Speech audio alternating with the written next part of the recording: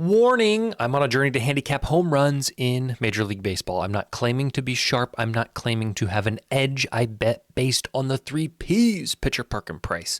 We probably won't win long term. This is for entertainment and education. If you like the video. There's no added vig for clicking that thumb. I love you all. Welcome back to the Green Means Go channel. It's your host, me. We are here on 4-4 for a little dinger digest. Yesterday was pretty much a break-even situation. Tristan Casas at 7.5 to 1, Jazz Chisholm at 4.3 to 1, and then Cedric Mullins at 8.5 to 1. I don't know what's going on with the Phillies bats. A little bit frustrating. I felt like everything, all the pieces of the puzzle fit together before that first pitch was thrown out, and then after that first pitch was thrown out, they couldn't get anything going. Of course, Kyle Schwarber hits. I said it yesterday. I said I don't love his price, but he's probably going to hit one. It's going to be a common theme on this channel, I believe. Outside of that, a little bit disappointing. Jason Dominguez hit one to the deepest part of the Yankee Stadium, and it hit off the top of the wall. So quite possibly the worst place the ball could have flown. It flies anywhere else, and we probably cash that and have a solid day. But I can't complain about breaking even or profiting 0.07 units. We are up about 5 units on the year, 496, 24, 138, and 6. And the last thing I'll say is I do use Ballpark Pal for a lot of my information. I think it's one of the most helpful tools for the price on the market in terms of handicapping not only home runs, but baseball in general. And my code is going to expire soon. So, sorry, my dogs are clawing. Code GMG50, I'm assuming a lot of you, if you're going to buy it, have already bought it. But if you are kind of on the edge and you need an extra push, the code is going to expire in a few days. So we'll leave it at that. I may get another code eventually. I was kind of talking to the guy who runs it, who's in charge of it about it. And we're kind of like trying to piece some things together in our partnership and figure it out. But the point is, I'll let you know if that happens. So don't necessarily like run out and get it if you don't need it. But I'm just giving you that warning. I hope to get another code after that, but we'll talk about it. Today's slate is looking very cold and very windy.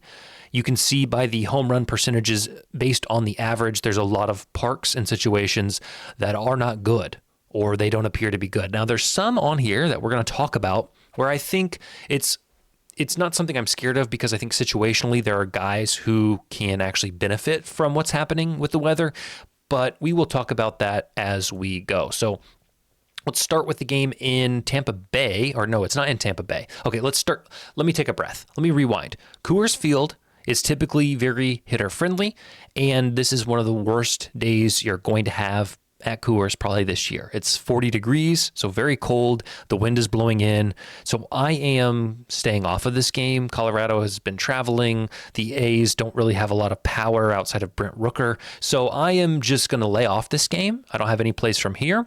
Game in St. Louis, or rather the game in Boston, in Fenway. We know that the Green Monster's out in left field, but right field is very deep. The wind is blowing out that way, so it kind of neutralizes the deepness, the depth of right field, but it's not something that I really was interested in targeting today. So I skipped these first 2 games, but I will give you some plays for Texas and Tampa Bay. They are Brandon Lowe, Misner, Aranda, Tavares, and that's it. Okay, so Brandon Lowe, I wouldn't play past 425, so I liked him at 450 on DraftKings. Misner at 750, Aranda at 560, and Tavares at 9 to 1. I think that's a decent price on ESPN for him. I looked at Corey Seager. He was like 275, and his bat has not been looking good this year. And I also looked at Jock Peterson. Like 360 was what I saw. I would have liked him above 400, 425. So I am just sticking to those 4 guys in that first game here on the slate. Moving on to Miami and Atlanta. This game will be, I believe, the Braves' home opener. The Braves have looked awful on the road. They got to get something going. Hopefully a game against Miami is exactly what the doctor ordered. Matt Olson at 375. Ozzie Albies, I think, is a good price at 7 to 1. Jared Kelenic at 6.3 to 1 plus 630. And then Kyle Stowers. This was on Fanatics. which somehow let me get down 0.25 units. I'm max limited there, but they at least respect the home run market enough that they let me get down about triple what DraftKings typically lets me get down. So shout out to Fanatics, I guess. I can't believe I would have ever thought I would say that. 7-1 there. Kyle Stowers. If you don't have Fanatics and you're wondering, I wouldn't play him past 650, would probably be my cutoff, 625 maybe. So not a ton of value, but I think we're going to see this price increase throughout the year. I think he is a relatively young, new MLB player, and people are not quite up to speed on him. So my quick little plug there for Kyle. Conine has already hit one this year. I think the matchup is okay. 630 on FanDuel. I'll play that. And then Derek Hill doesn't quite fit my typical metric of how I usually handicap these and price these, but I was just kind of giving, like, I'll go through my metrics and I'll look at all the prices and I'll kind of price them out and I'll plug in my plays, and then I'll kind of just scan the board at who doesn't necessarily fit some of the qualifications, but the price is just, in my opinion, insulting. I think Derek Hill I think he should never be above plus 800. Just based on the kind of batter he is. He's 13-1. That's well above plus 800. So yeah, give me Derek Hill in a dome. Again, you have to keep in mind that this price is, the implied probability, right, is very low. It's below 10% chance of hitting. So keep your expectations low, but I do feel good about that price for Derek Hill. Cincinnati and Milwaukee, a very boring 1-0 game yesterday. The Reds have scored 0 points in 3 straight games. I think they can get it going today.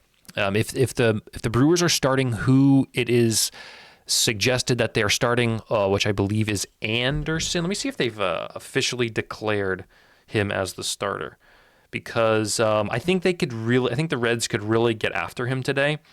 Tyler Alexander should be pitching for, he's slated, Tyler Alexander. So I think Alexander is very, very gettable for this Reds lineup, and I'm optimistic. So we'll talk about Reds players in a second, but we'll start with Brewers. Bryce Turang at 14-1. Christian Yelich, I really like Yelich at 630. Already hit one this year at home, and I think, I don't know what it is with Yelich. I mean, this was one of the faces of the league a few years ago, and injury maybe, but I still think he's got it. So 630 is a good price for him. Garrett Mitchell, 830, a really good price. I was going to take anything over 600, so happy to get 830 there for Garrett Mitchell.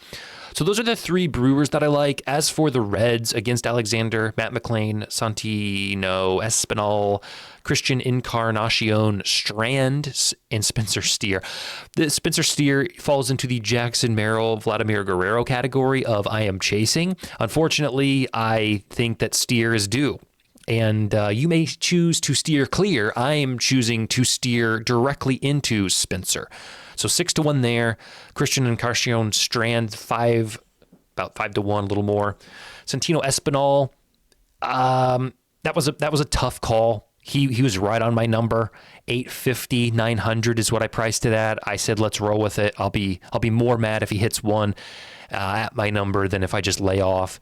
And then Matt McClain, 425. I liked him about 425, so 470, we'll ride him. Pause. And then we have the Yankees game. They're traveling to Pittsburgh, which you can see, this is the first one I'm talking about, right? You see this number, minus 28%. I think that this sets up okay for certain batters, and those batters are as follows. And there's quite a few of them, and that's okay. And we will talk about it as we go. Cody Bellinger has had success not only at PNC Park historically. I want to say he has about 8 home runs at this park, so he's used to being here. It fits his eye, and I think that plays a part for home run hitters, and I think his matchup is fine against Mitch Keller today. Jazz Chisholm has been fairly hot, swinging the bat well. 550, I was surprised to see him above 500, so I took that. We'll run back Jason Dominguez. Let me see that bad work, bad work. 800 is a great price for Jason Dominguez, another guy who's kind of young and new and I think can do some damage, and we'll see that tick down to around 500 a lot of times. So I'll take him at 8-1 there. Austin Wells and Ben Rice, notice the unit change on these two guys. These guys were fringe. These guys were about the price that I felt comfortable, and so I'm scaling it back a little bit, kind of a 2-for-1 situation here. I'm doing a half unit of a half unit of a half unit, a 0.125 units. Whatever you bet on these, if you follow my unit calcs, just half it and go with Austin Wells and Ben Rice in that way. If you want to wait to make sure that Austin Wells is catching today, you want to be sure, because if he's not, then he pinch hits and it'll be a void and you'll be annoyed. You can make sure the lineup is out for the Yankees and he is in before you lock that in. But I went ahead and locked it in with the value. I think he should be good for the pitcher or for the catcher today. So you see Ben Rice again. We'll move on to the game in LA. Go back here. Short outfield, small outfield, wind is helping, although it is not blowing strong, not as hot as it typically is in LA. So I think we'll call this net neutral conditions. And we'll look at a couple guys. Steven Kwan, again, I know he's not a home run guy, but he's a leadoff guy. And in certain situations, in certain matchups, in certain parks, there are times where if he's over 11-1, I'm going to play him. And he's 15-1, so let's get on him. Jose Ramirez, I think, is grossly mispriced at 6-1 at this park, at this situation. I think 425 is closer to fair, 450 is closer to fair, so 6-1 is good. Carlos Santana, I liked anything above 625, so 750 we will take in that respect. No Angels bats today. I don't mind the pitching matchup, but they've lost a lot of their power lefties, and I think that's what I'm looking at in today's slate. Now, this game is going to need some justification. This game is a bit bizarre. Arizona and Washington. Wind is blowing in. However, it's light, and the Washington park is not in a condition or set up in a way where the wind is too dramatically impactful. So I don't necessarily care that this says -18. I could go to regret it, but I think you are fine to play in this park. With that being said, I have played in this park. I think Brandon Pfaadt is fought, if you want to say it correctly. I don't know what his heritage is or what the language of origin, but I think it's Brandon Pfaadt technically. I think he's gettable. And I've done this before. There have been times before, and even with the Nationals, same team, where I laid out kind of a wide blanket. And I said, as long as one of them goes yard, we're having a picnic on that blanket. So I'm doing it again. I may regret it. I think ESPN has a lot of these mispriced. You could see ESPN has the bulk of the value on these lines. Luis Garcia, Nathaniel Lowe, Keibert Ruiz, CJ Abrams, James Wood, and Josh Bell. I've locked them all in for a quarter of a unit. I think we're in a good spot for one of those guys to hit home run. If it's Wood or Abrams, we lose marginally. If it's anybody else, we profit. And if we can get two, which I'm hopeful, then we are sitting very pretty. If we get Garcia or Lowe, we're sitting pretty regardless. So this is what I mean with I'm testing these things out. I'm being mindful of these strategies as we move forward throughout the year. I have to do what I think is best for the situation, for these videos, for myself, and it's in no way, shape, or form financial advice. So if you think this is a ridiculous strategy, you may be right. But I think there could be a conversation to be had about that. Moving on to the game, moving across the ball to the same game in Washington. Pavin Smith and Josh Naylor would be my last two picks, both Arizona bats. Of course, I looked at Marte. His price was grossly low for me. I looked at Corbin Carroll. His price was grossly low for me.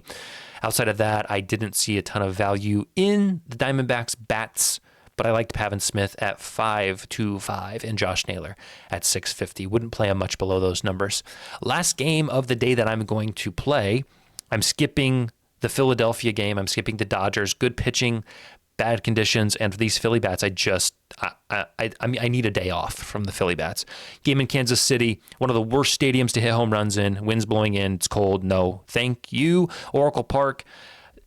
passing on Met Stadium, passing on Wrigley, passing on. So I'm passing on a good chunk of games today, about 6 games I'm not touching. We'll go to the game in Detroit, which is typically a difficult park, but I think right field is gettable today. And I've got some plays that I really think are value. If you said you can only play one game, you can only play one situation, which one are you going with?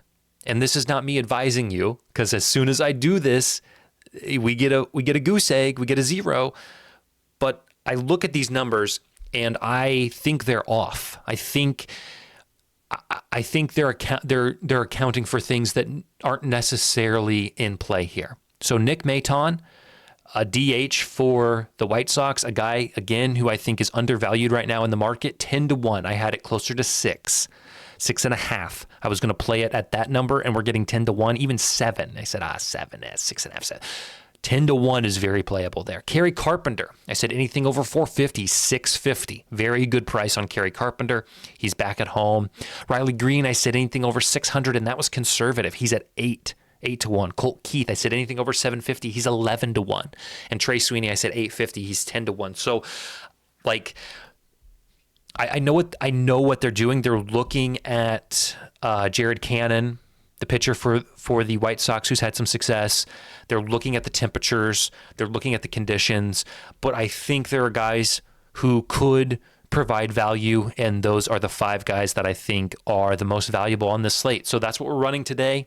Again, I should mention, this is a 0.33 unit. You don't have to follow that, but I really think there's great value in Kerry Carpenter at this number. So I did put down 0.33 units as it relates to Kerry Carpenter in 650. Again, I would take him anything over 425. Which is saying a lot. I know he's like 600 on FanDuel. So tail at your own risk. Have fun. If we have a net negative day, we have a net negative day, and we'll be back on Saturday to hopefully hit it pretty hard. If you have a Twitter, or an X as some people call it, at 1 o'clock Eastern time, I'm going to be over on a show on Wolf Sports. It's going to be discussing just MLB today, the slate, not necessarily home runs, but other picks and things. So if you want to check that out, you can go over there, check out that little spaces with Wolf Sports, and hear me maybe give some other MLB picks. Got to get into I'm going to do some other research on those things. So take care, guys. Appreciate you. Love you. Drop a comment if you've got any plays you like, and we will see you tomorrow.